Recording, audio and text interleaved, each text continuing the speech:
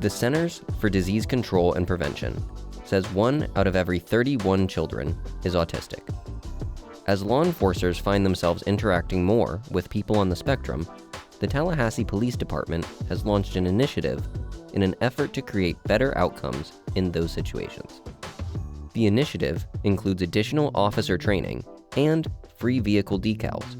We hear from the launch of TPD's Approach with Care Autism Awareness Initiative from Ju-Ming Delmas, founder of Infinite Spectrum Foundation, whose son has autism, and Catherine Zanko, director of the FSU Center for Autism and Related Disabilities.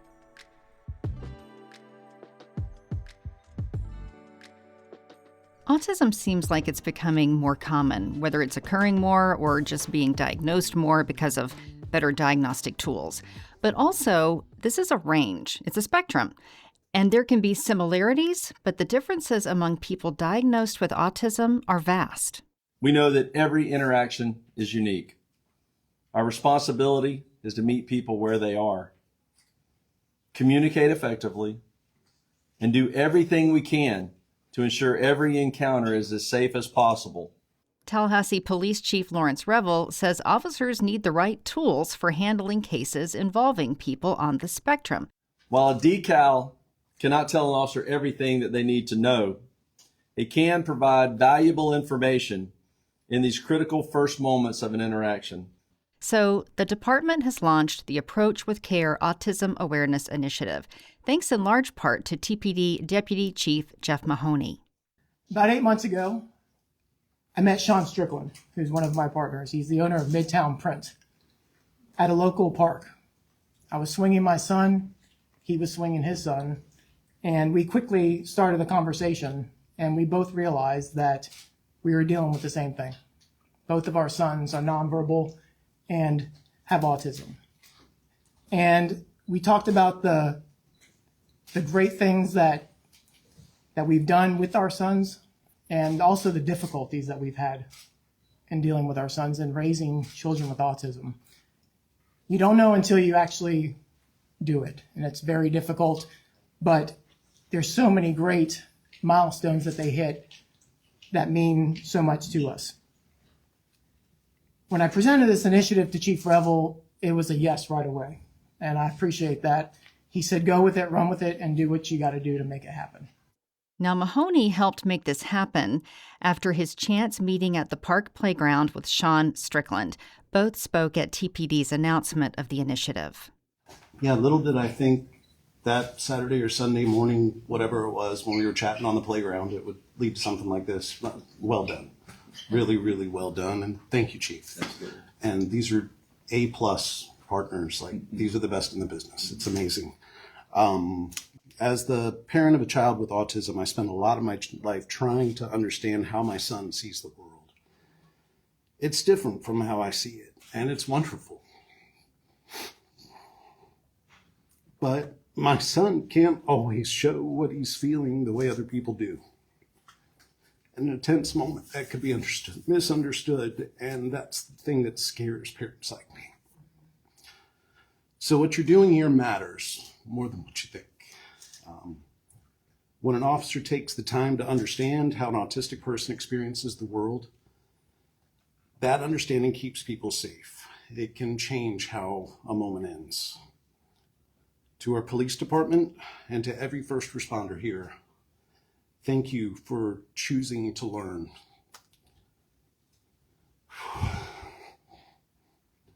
My son and so many people like him are safer because of this. This initiative includes additional officer training and free vehicle decals. Those decals will alert first responders that someone inside the car may be on the autism spectrum. I already got them. I got 3 for all 3 of my vehicles. Tallahassee resident Ju-Ming Delmas has a son with autism, which inspired him to create the Infinite Spectrum Foundation.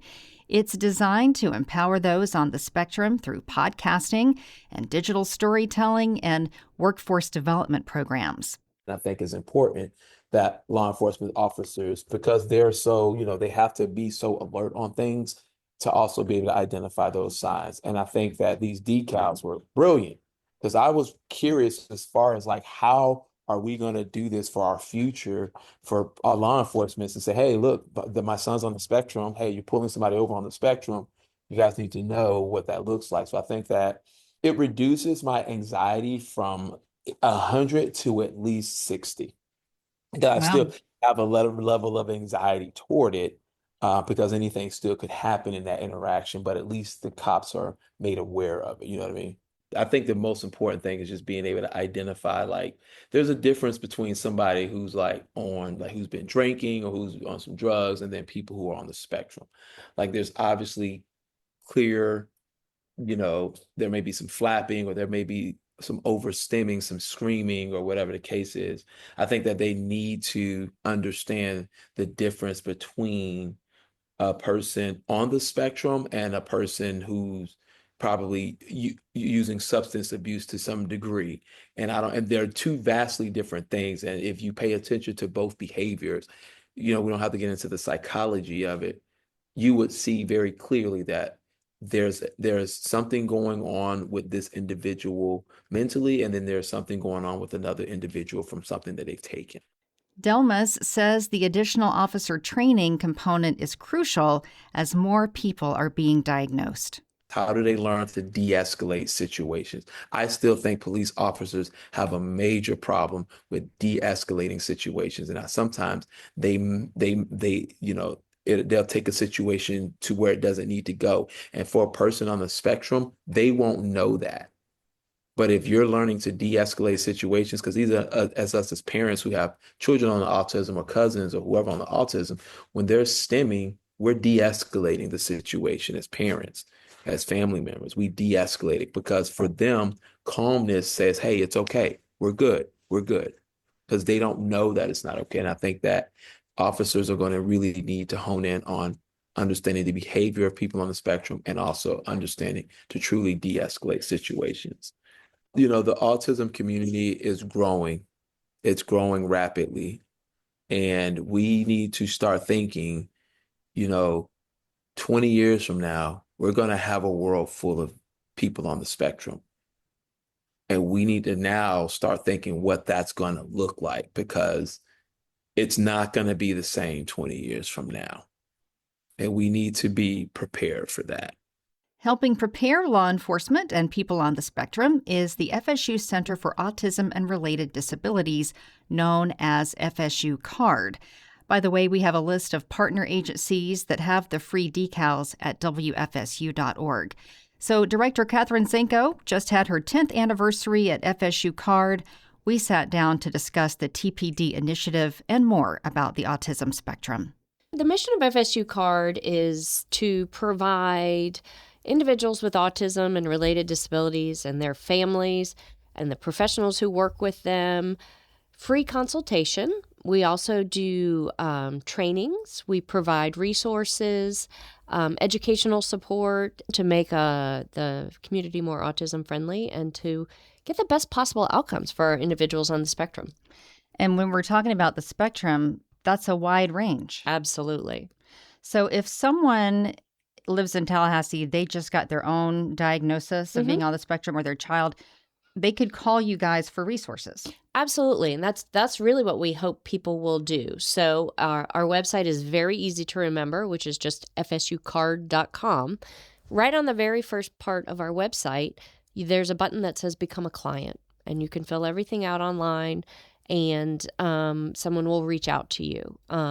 Also, what's exciting, we serve the lifespan. We don't stop at age 22, which a lot of services do. When we were put in statute over 35 years ago, they were very specific that they want these regional autism centers to cover the entire lifespan of citizens in Florida. So we're over 7,000 people who are registered in 18 counties. So the FSU CARD is one of the 7 CARD centers in the state of Florida, and we have the 18 counties in that Big Bend Panhandle area. We really pride ourselves in being that agency where you can go to when you need support throughout your journey. Do you find that more adults are being diagnosed? We do, actually. Autism is such a broad spectrum. the definition has evolved over the years. It casts a very wide net. And so we are seeing adults later on who may have previously had a diagnosis of maybe ADHD growing up or something, but it just didn't quite fit everything, and especially females. So currently the statistics are around 1 to 4, 1 female to every 4 male with a diagnosis of autism. And oftentimes the females are diagnosed later. And I would probably say, now without having the data right in front of me, it is my largest, fastest growing population on my census is this older group. And so in this case, I'm just curious because it sounds like these would be high functioning individuals. Maybe they, like you said, had this ADHD diagnosis at some point, and it turns out they're actually on the spectrum.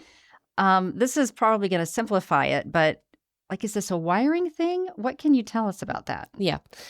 There's lots of research out there that will show that brains are wired differently. They perceive things differently. Different parts of the brain react differently than somebody without a diagnosis of autism. So one example that I'm thinking of specifically is the study that was measuring the reaction to change. Like when presented with a situation, a small change versus a large change, those who are not diagnosed on the spectrum had different intensities of reaction.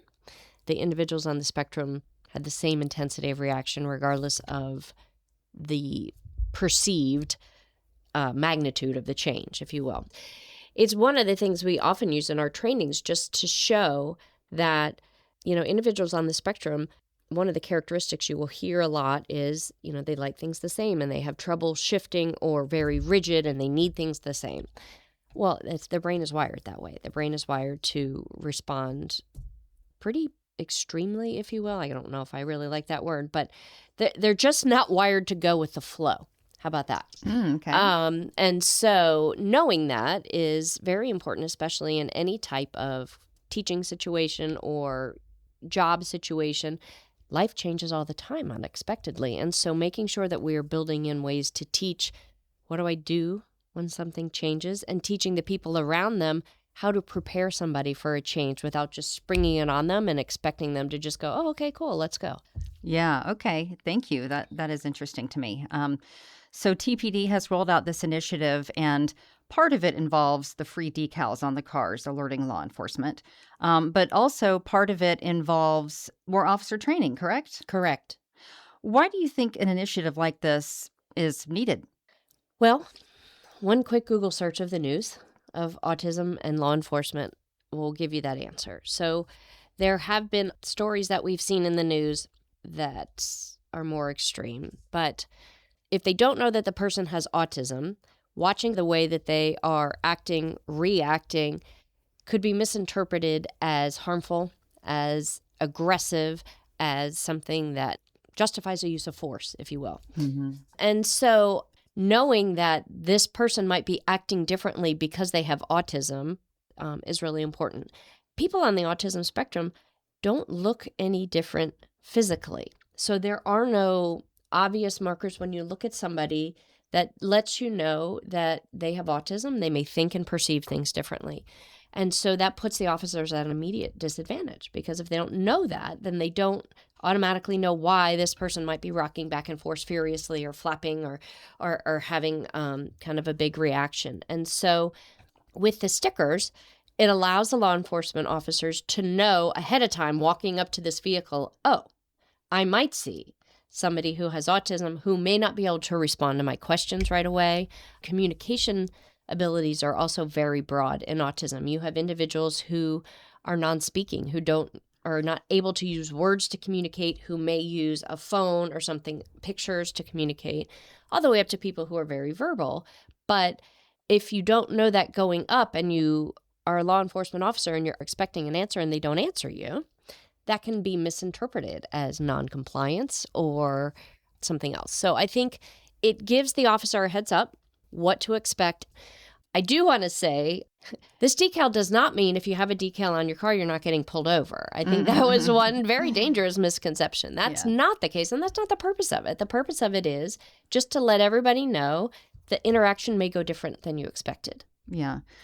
It seems to me that with so many people now having autism, and I don't know the exact numbers, I do. If you want to know that. let's hear it. Yeah. Yeah. So the latest statistics that came out from the Center for Disease Control is 1 in 31 children. And they're looking at school records. So any child, it's looking at really children 8 years old. So 1 in 31 children have a diagnosis on the autism spectrum. And so maybe law enforcement in general, as far as training, maybe they just need to always be trained because there won't always be a decal. I mean, anyone they interact with could have autism. Correct. And that's a great point. I'm really glad you brought that up because we really have in the past, 5 years, seen a very large push for training for law enforcement on autism recognition and response. We are a big part of that. We've been doing that for a long time, even before the laws were mandated. FSU card is definitely on the agenda for the training for any new officers coming in. The officers all have to do autism training that Florida Department of Law Enforcement, FDLE, has put together. There is also an optional 8-hour autism course that officers can take. And one of the newest things they were sharing with me about, they have some new virtual reality media to do some training, right, for lots of different things. But one of the options in this virtual training is having an interaction with somebody on the autism spectrum. And so they can go in and interact in a virtual reality situation with somebody on the autism spectrum. Then they can do it where it flips, and then they are the person on the autism spectrum. So they get to see this interaction from the perspective of somebody on the spectrum. So it's very new. They all have to do de-escalation training. And so we are really kind of solidifying how this entire approach with Care Initiative is going to roll out. And you're right, it's more than a sticker. Another thing we talked about in our meeting was adding sensory bags for every officer. There was a story just this week in the news. It was posted on, I believe it's the Santa Fe Police Department's website, where there was a traffic stop with an adolescent with autism and his mom, and he was very agitated and very worked up, and they were trying to help de-escalate. And the mom is so worried, going, don't hurt him, don't hurt him. They're like, man, we're not going to hurt him. But he was getting, very agitated, kind of reaching out, somewhat aggressive, and they shared this from the body cam, and this female officer said, does somebody have a sensory bag? And they, here. And they threw it to her. And it just had lots of different items and fidgets and different interesting things.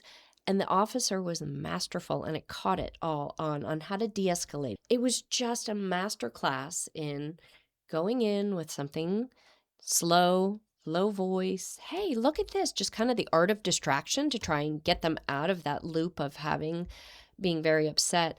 And it was really, really well done. So it brought up this discussion. They even said, we want to do more than a sticker. And that hopefully is a big push we're going to start doing, is looking for community partners to be able to help us put together 500 of these. It will also include a communication board, which that's what we will be helping provide and print and do for those individuals who are non-speaking or who may be speaking but can't access their words in this high-stress situation. And then training, that's where we will also come into training when we have all the kits assembled too on how to use it. Because you can't just give somebody a bag of stuff in it and expect them to know what to do with it. So we talked about how law enforcers might misinterpret what's happening with the person in the car, for example, and we know that there have been bad outcomes. What should we know about people on the spectrum and how this is probably complicated, but how they might misinterpret or misread what's happening?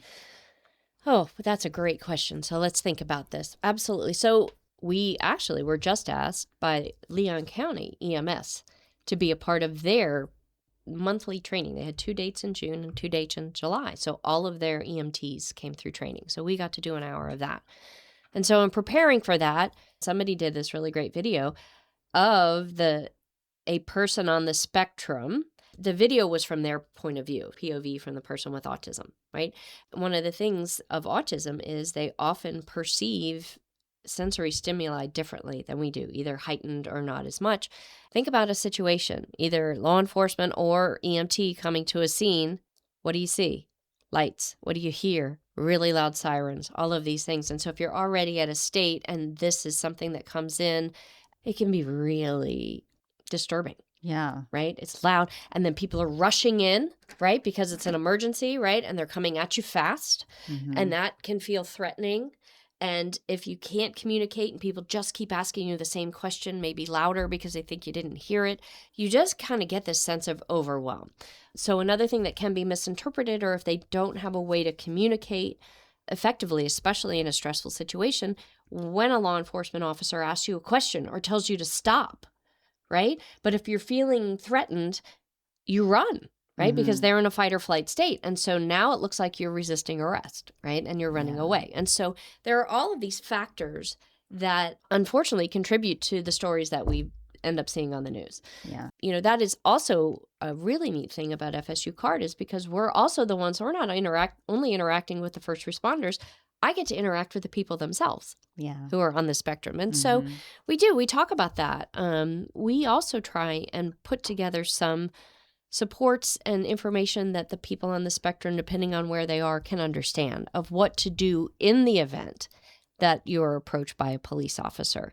You know, what not to do.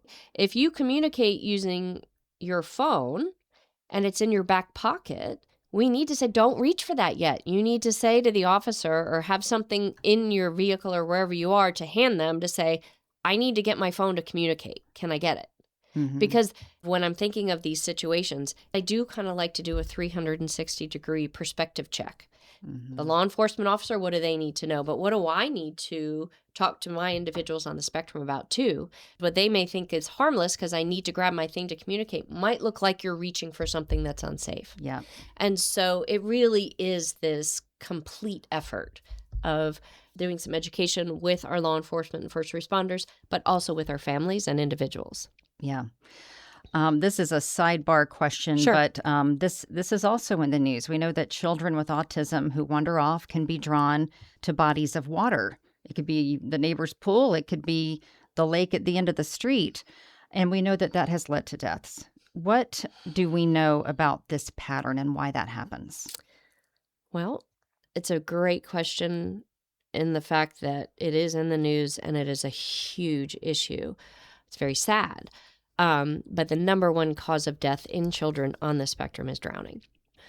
Oftentimes, they like the sensory aspect of the water. Couple that with they may not have that sense of danger awareness. Yeah. Right?